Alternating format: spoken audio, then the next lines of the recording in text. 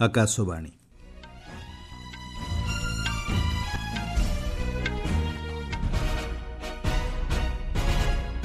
संवाद पढ़ुछंती सत्यव्रत बेहुरा।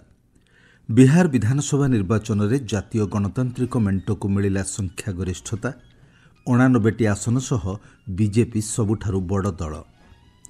बिहार फलाफल विकासर राजनीति पई एक जनादेश एवं परिवारवाद राजनीति को प्रत्याख्यान बोली कहिले प्रधानमंत्री।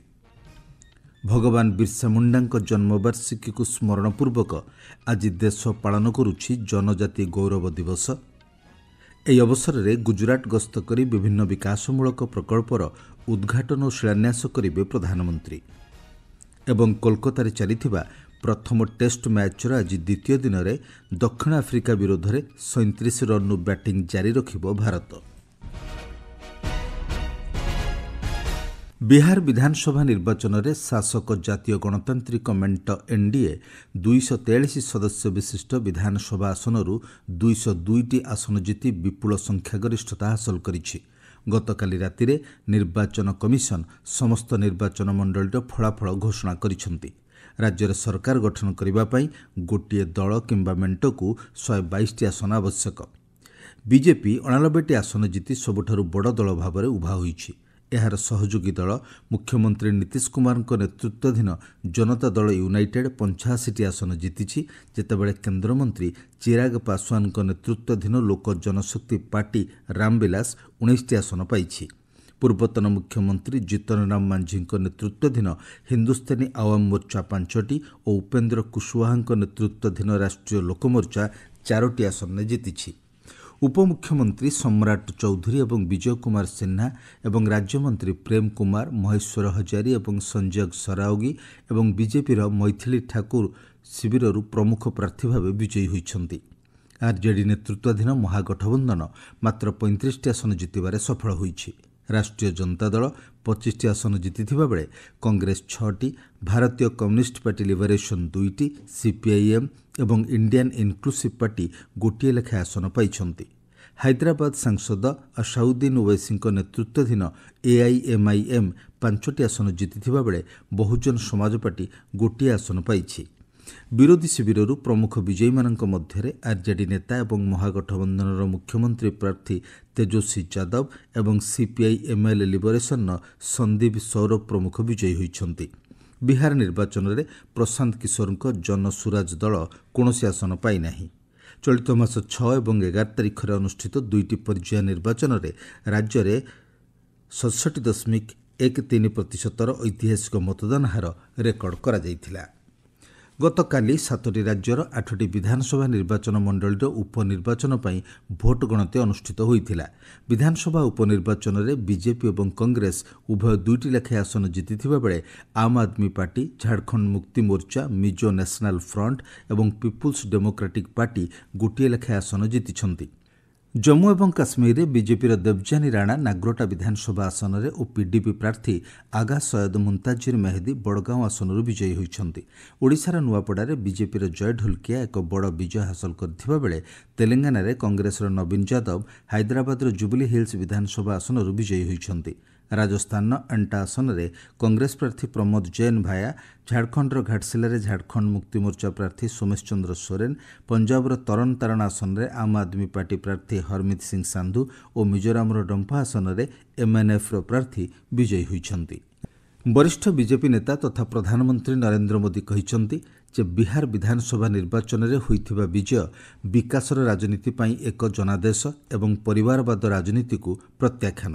ଗତକାଲି ସନ୍ଧ୍ୟାରେ ନୂଆଦିଲ୍ଲୀର ବିଜେପି ମୁଖ୍ୟାଳୟରେ ଦଳୀୟ କର୍ମୀମାନଙ୍କୁ ସମ୍ବୋଧିତ କରି ଶ୍ରୀ ମୋଦି କହିଛନ୍ତି ଯେ ଏହା ବିହାରର ମହିଳାମାନଙ୍କ ପାଇଁ ଏକ ବିଜୟ, ଯେଉଁମାନେ ଆର୍ଜେଡିର ଜଙ୍ଗଲରାଜର କ୍ରୋଧର ସମ୍ମୁଖୀନ ହୋଇଥିଲେ। ରେକର୍ଡ ସଂଖ୍ୟାରେ ଭୋଟ ଦେଇ ଗଣତନ୍ତ୍ର ଏବଂ ନିର୍ବାଚନ କମିଶନ ଉପରେ ସେମାନଙ୍କର ଆସ୍ଥା ପ୍ରକଟ କରିଥିବାରୁ ସେ ଲୋକଙ୍କୁ ଅଭିନନ୍ଦନ ଜଣାଇଥିଲେ। ସେ ଏହାକୁ ଗଣତନ୍ତ୍ରର ବିଜୟ ବୋଲି କହିଥିଲେ, ଯାହା ଦେଶର ନିର୍ବାଚନ ପ୍ରକ୍ରିୟାରେ ବିଶ୍ୱାସକୁ ଦୃଢ଼ କରିଛି।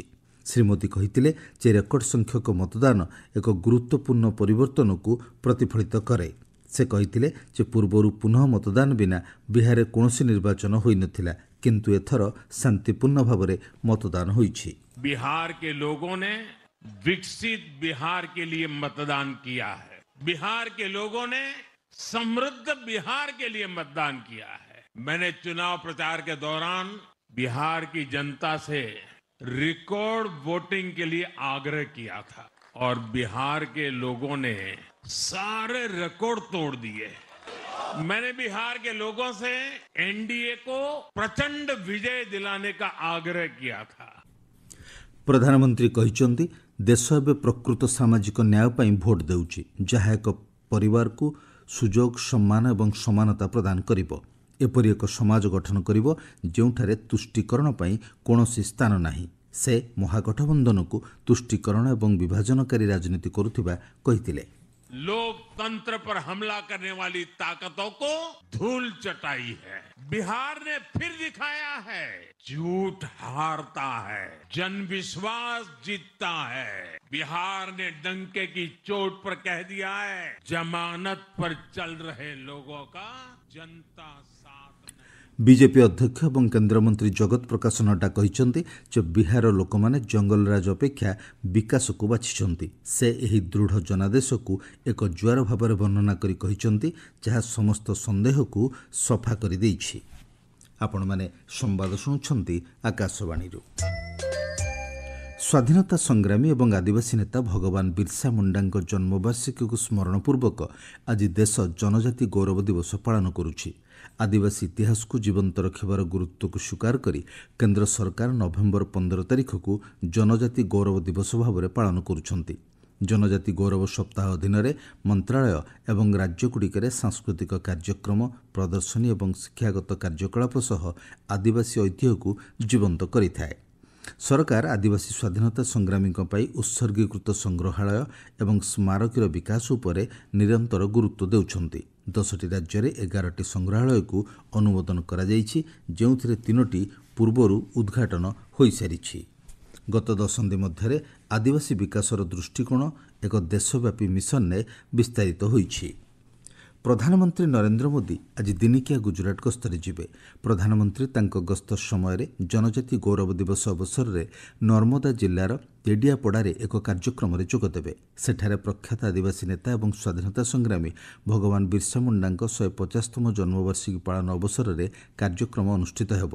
ଶ୍ରୀ ମୋଦି ଆଦିବାସୀ ସମ୍ପ୍ରଦାୟର ଉନ୍ନତି ଏବଂ ସେହି ଅଞ୍ଚଳର ଗ୍ରାମୀଣ ଏବଂ ଦୁର୍ଗମ ଅଞ୍ଚଳର ଭିତ୍ତିଭୂମି ଉନ୍ନତ କରିବା ପାଇଁ 9,700 କୋଟି ଟଙ୍କାରୁ ଅଧିକ ମୂଲ୍ୟର ବିଭିନ୍ନ ବିକାଶମୂଳକ ପ୍ରକଳ୍ପର ଉଦ୍ଘାଟନ ଏବଂ ଶିଳାନ୍ୟାସ କରିବେ।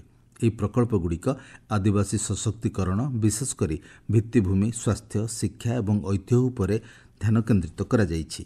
ଶ୍ରୀ ମୋଦି ପ୍ରଧାନମନ୍ତ୍ରୀ ଜନଜାତି ଆଦିବାସୀ ନ୍ୟାୟ ମହାଅଭିଯାନ ଏବଂ ଧରତୀ ଆବା ଜନଜାତି ଗ୍ରାମ ଉତ୍କର୍ଷ ଅଭିଯାନ ଅଧୀନରେ ନିର୍ମିତ 1 ଲକ୍ଷ ଘରର ଗୃହ ପ୍ରବେଶ କାର୍ଯ୍ୟକ୍ରମରେ ଅଂଶଗ୍ରହଣ କରିବେ।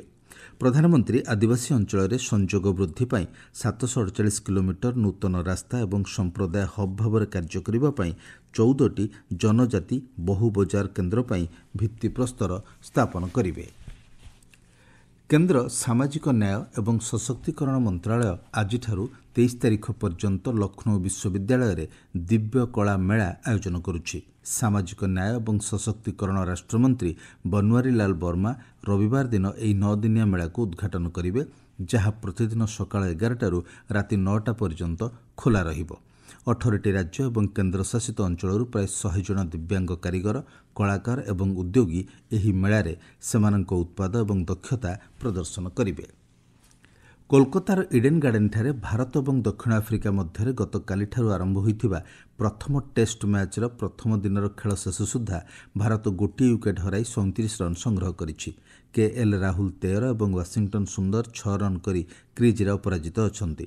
ପୂର୍ବରୁ ଦକ୍ଷିଣ ଆଫ୍ରିକା ଟସ୍ ଜିତି ପ୍ରଥମେ ବ୍ୟାଟିଂ କରି ପ୍ରଥମ ଇନିଂସରେ 159 ରନ୍ କରି ଅଲ୍ ଆଉଟ୍ ହୋଇଛି। ଭାରତୀୟ ବୋଲର ଜସପ୍ରୀତ ବୁମରା 5 ୱିକେଟ୍ ହାସଲ କରିଥିବା ବେଳେ ମହମ୍ମଦ ସିରାଜ ଏବଂ କୁଲଦୀପ ଯାଦବ ପ୍ରତ୍ୟେକ 2ଟି ଲେଖାଏଁ ୱିକେଟ୍ ନେଇଛନ୍ତି। ମୁଖ୍ୟ ସମ୍ବାଦ ପୁଣି ଥରେ। ବିହାର ବିଧାନସଭା ନିର୍ବାଚନରେ ଜାତୀୟ ଗଣତାନ୍ତ୍ରିକ ମେଣ୍ଟକୁ ମିଳିଲା ସଂଖ୍ୟା ଗରିଷ୍ଠତା। 89ଟି ଆସନ ସହ ବିଜେପି ସବୁଠାରୁ ବଡ଼ ଦଳ।